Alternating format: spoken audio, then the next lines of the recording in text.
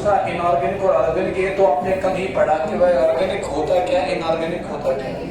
जैसे मैंने बोला था ऑर्गेनिक एक ऐसा मिनरल होता है जिसका सोर्स होता है लिविंग, इनऑर्गेनिक वो मिनरल है जिसका सोर्स होगा नॉन लिविंग। इसका सोर्स क्या होगा भाई, इसका सोर्स होता है लिविंग, लिविंग ऑर्गेनिज्म इसका सोर्स होता है, और इसका होता है सोर्स नॉन लिविंग, इसका सोर्स होता है नॉन लिविंग। अगर कोई कल एब्सेंट था तो थोड़ा सा ध्यान देगा, यहाँ से हो जाएगा। उसके बाद मैंने बोला था इनऑर्गेनिक के और टाइप्स है, दो टाइप है, एक का नाम है मेटालिक मिनरल, दूसरा है non metallic. The first is metallic mineral, the second is non metallic. सीधे फिर मैंने बोला था डेफिनेशन आपको मैंने बोला इतना ही, मेटालिक ऐसा होता है जिनमें मेटल होता है, और नॉन मेटालिक ऐसा होता है जिनमें मेटल नहीं होता है, जिनमें मेटल नहीं होता है, ठीक है। मेटालिक मिनरल ऐसे मिनरल जिनमें मेटल होता है, नॉन मेटालिक ऐसा है जिनमें मेटल नहीं होता है।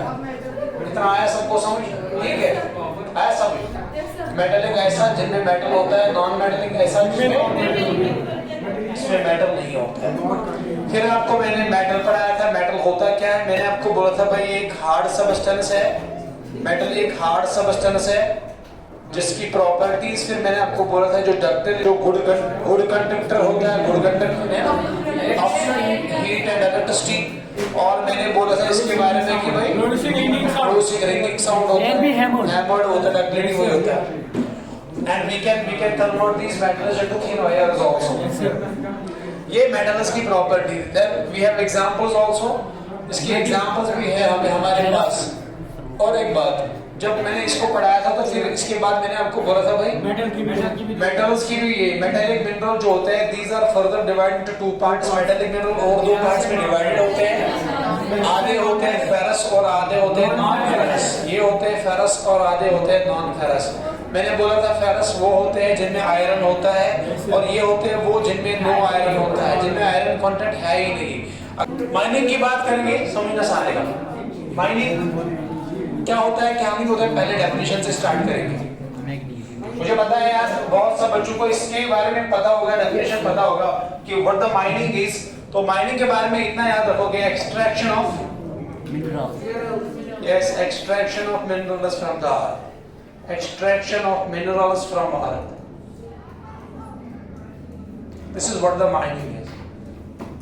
अब जो ये मिनरल आपने पढ़े हैं अर्थ के अंदर ही होते हैं ये मिनरल्स, अब इनको तो बाहर भी निकालना है ना, तभी तो रिसोर्स बनेगा, तभी तो ये काम आएगा, हमारी नीड्स को सेटिस्फाई करेगा। अब मिनरल हमारे लिए तभी रिसोर्स बनता है जब इसको हम बाहर निकालेंगे। अब जब हम इसको बाहर निकालेंगे भाई, उस प्रोसेस को कहते हैं माइनिंग। क्या बोलते हैं, माइनिंग। और जहां पे अब माइनिंग जो होता है ना, माइनिंग जो अगर आपने मिनरल जमीन से बाहर निकालना स्टार्ट कर दिया है, ये ऐसा थोड़ी होता है भाई, आपको कम से कम जमीन से बाहर अगर निकालना होगा मिनरल, आपको कम से कम इनके बारे में पता होना चाहिए। So there are the methods, there are the ways for the mining. Mining करने के लिए कुछ मेथड्स है, कुछ वेज है, तरीके होते हैं, हर एक काम का तरीका होता है, तो माइनिंग करने का भी तरीके होते हैं। अब वो मेथड्स क्या है, उन मेथड्स को एक एक हम यहाँ पर एक पढ़ेंगे। द फर्स्ट मेथड इज, ये क्या मतलब होता है मैं आपको समझा दूंगा। अगर मान के चले मिनरल जमीन ये है, ये क्रस्ट है, ऊपर वाला हिस्सा है, अब थोड़ा सा नीचे है, थोड़ा सा इससे भी नीचे है, ज्यादा शैलो डेप्थ, मतलब ज्यादा भी गहरा नहीं है लेकिन है गहरा। अगर मिनरल्स थोड़े से गहरे ही है तो उसके लिए आपको ओपन पिट माइनिंग करना पड़ेगा, एक बड़ा सा ट्रंच जैसा खोदना पड़ेगा। पिट का मतलब क्या होता है, अभी तो पिट वर्ड जो है इसका मतलब होता है digging large hole in rectangular or in circle shape, that is up to you। कोई शेप इसमें कोई मजबूरी नहीं है।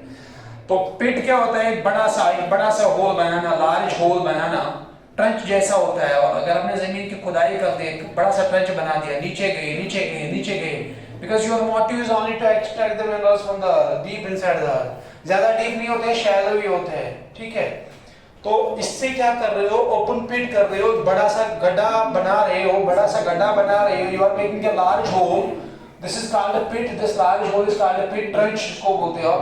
तो एक ट्रंच आपने बना दिया और नीचे आप गए और आपने मिनरल को बाहर निकाल दिया, ठीक है। ये और एक तरीका है। Another method for these extraction of the minerals is that is that is shaft mining. This is shaft mining. और एक तरीका है दैट इज shaft mining. अबे shaft mining क्या होता है? shaft mining भी वही है, extraction of the minerals from deep inside earth. अगर ज्यादा नीचे अब है मिनरल, ज्यादा नीचे, तब जाके shaft mining करना पड़ेगा आपको. अब ये shaft क्या होता है भाई?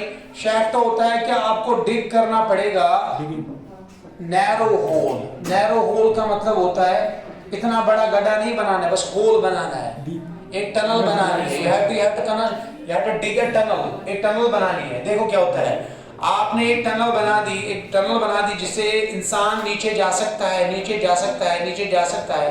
अब आपको पता चला ये सरफेस ऑफ द अर्थ है, आपको पता चला यहाँ पे मिनरल है, आपने यहाँ पे भी टनल बना दी, यहाँ तक पहुँचने के लिए टनल बना दी, नीचे तक टनल बना दी और यहाँ से एक्सट्रैक्शन कर रहे हो आप. This is what the shaft mining is.